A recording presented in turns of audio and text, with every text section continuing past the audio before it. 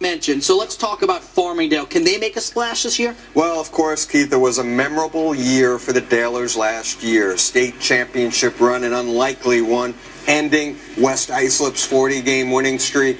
But most of the key cogs from that team are gone. Some talent is back, though. Let's not write this team off. Nevertheless, goalie Frank DeLuca, I really like him a lot. He will be headed to Division I.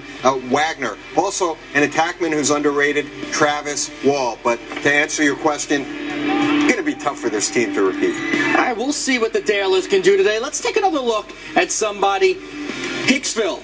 And you told me this is the all-MAC squad. Why? The MAC attack, absolutely. Well, look at their attack. You've got Connor McCauley, you've got Mike McElwee, and then a sophomore who is committed to North Carolina, Pat McCormick. So yeah, MAC attack on attack, but also some good midfielders too, Keith. I'm talking about guys like Ryan Tarza, Tom Geneva, and Dan Yates. I just have a feeling this is a team that could be a surprise this year.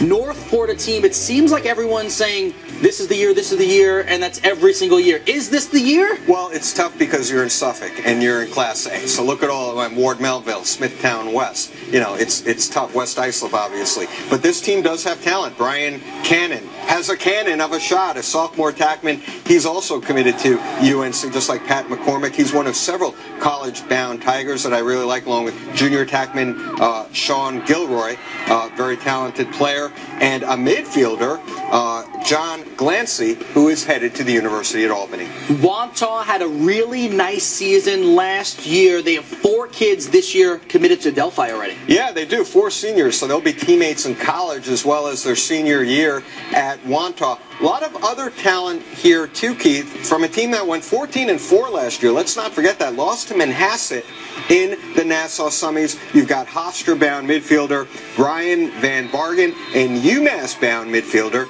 Matt Balzano.